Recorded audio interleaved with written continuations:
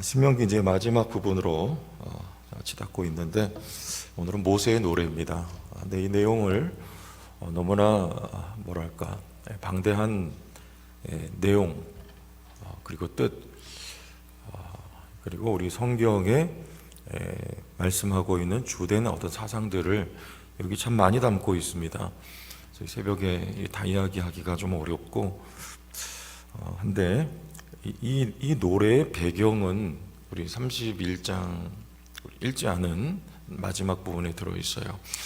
하나님이 참 놀랍게도 다 아신다는 거예요. 이스라엘 백성들에게 여호수아를 통해서 가나안 땅을 허락하시는데 아직 들어가기 전인데도 이스라엘 백성들이 가나안 땅에 들어가면 하나님을 반역할 걸 이미 하나님이 다 알고 계시다. 그래서 그때가 되면 내가 너희에게서 얼굴을 가려울 것이다. 이런 말씀을 하셨단 말이에요. 제가 잠깐 소개를 해볼게요.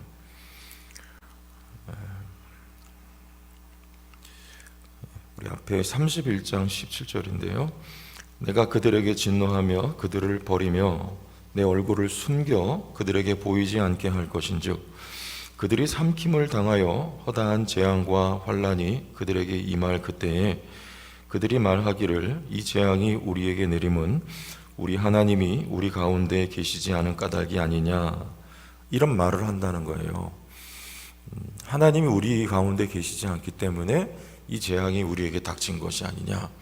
하박국서 우리가 읽었는데 그 외세에 의해서 침략을 당할 때, 수탈을 당할 때 이런 말을 한다는 거예요. 여호와가 어디 계시냐, 우리 가운데 계시지 않은 거 아니냐 라고 따질 때 그게 아니라는 것을 모세에게 노래를 지어서 증거를 삼아라, 이런 하나님이 말씀을 주시고 모세가 노래를 만든 것입니다.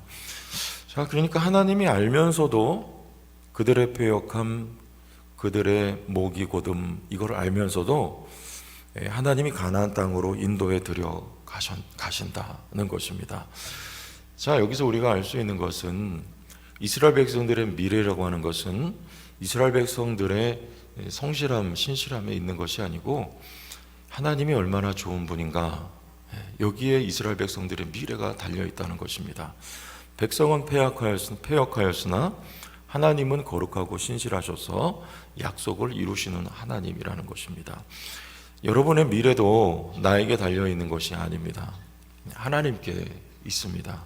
하나님이 거룩하시며 하나님이 신실하시기 때문에 우리의 본성에 의해 하나님이 좋은 거 주셨는데도 하나님을 배신하는 거, 너나 없습니다. 우리의 본성인데 그런데도 하나님은 우리에게 약속을 이루시고 하나님이 신실하셔서 여러분의 미래가 보장이 되어 있다.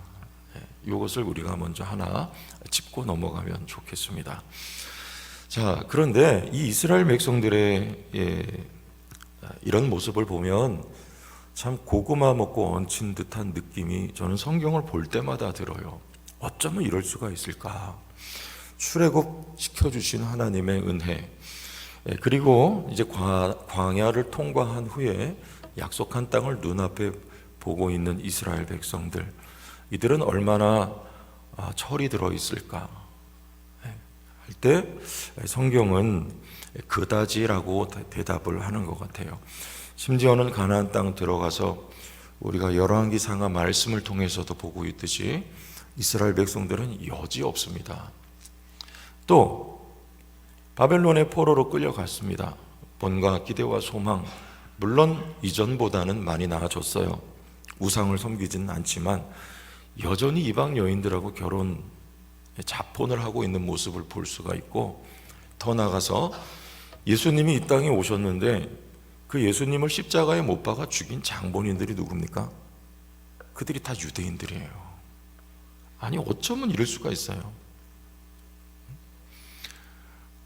좀 철이 들만도 하고, 하나님이 이들을 먼저 부르셨다면 예수님이 오셨을 때 좀 알아볼 만도 한데 그렇지가 않더라는 것입니다. 여러분, 이게 사도 바울이 여기에 대해서 로마서 9장에서 11장까지 아주 명쾌하게 해설을 내놓았습니다. 읽지는 않겠지만 바울이 뭐라고 하냐면 하나님이 막아두셨다 그래요. 막아두셨다. 자, 이게 좀 어려운 내용이죠. 그리고 우리가 이해하기 선뜻 어렵습니다. 기록된 바 하나님이 오늘까지 그들은 유대인이에요. 혼미한 심령과 보지 못할 눈과 듣지 못할 귀를 주셨다. 하나님이 주셨다. 그러면 말합니다. 하나님이 못 보게 하시고 못 듣게 하셨는데 허물할 수 있느냐? 바울이 뭐라고 하냐면 그건 토기장의 마음이라 그래요. 하나님의 주권이다. 하나님이 귀 있을 그릇을 택하시고 하나님이 마치 강팍한 바로처럼 강팍한 그릇으로 천 있을 그릇으로 택하신 분이 하나님이기 때문에 하나님 앞에 아무도 허물할 수가 없다. 중요한 건 하나님이 이들을 막아 놓으신 것이다. 이런 말을 해요. 막아 놓으셨는데 그 가운데 빛이 비치는 거. 여러분 이게 큰 희망과 소망과 하나님의 사랑입니다. 무슨 말이냐? 하나님이 남겨두신 사람이 있다. 바울이 말합니다. 아브라함의 자손이라고 다 아브라함의 자손이 아니다. 그래요. 여러분 아브라함에게 아들이 이삭 하나만 있었던 거 아니죠. 아브라함에게는 많은 아들들이 그 외에도 있었습니다. 그런데 누구를 아들로 인정했어요? 자, 이게 복잡한 얘기하니까 이제 또 아침부터 막 이제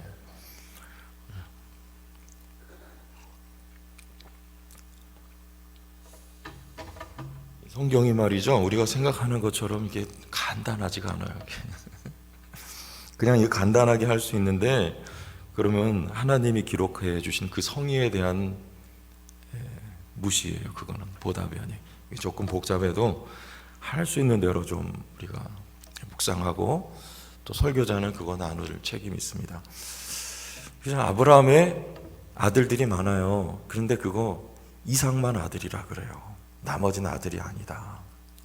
여기 지금 이스라엘 백성들 많이 있습니다. 12지파나 돼요.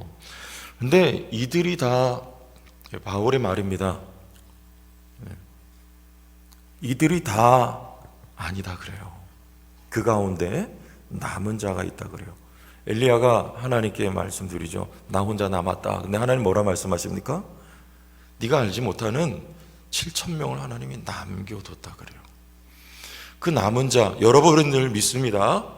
여러분인 줄로 믿어요. 막 발음이 막 꼬이고 아침부터 그 남은 자 특징이 뭔지 아십니까? 하나님이 막아뒀잖아요. 그럼 여기 캄캄하거든요.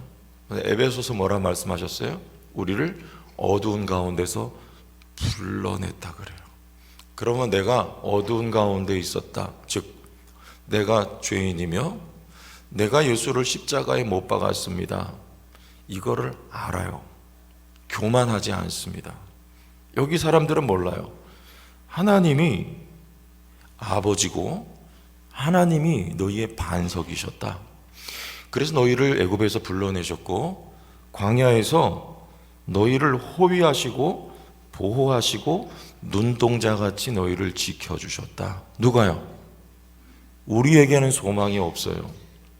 하나님이 이들의 힘과 능력과 보호자가 되어주셨는데 가나안 땅에 들어가서 뭐라고 할 것인가? 배가 불러서 이 모든 것을 내가 얻은 것이라고 한단 말입니다. 즉 교만해진다는 뜻이에요. 하나님이 택한 남은 자들의 특징은 겸손한 겁니다. 이 겸손한 건 누구 앞에서입니까? 하나님 앞에서.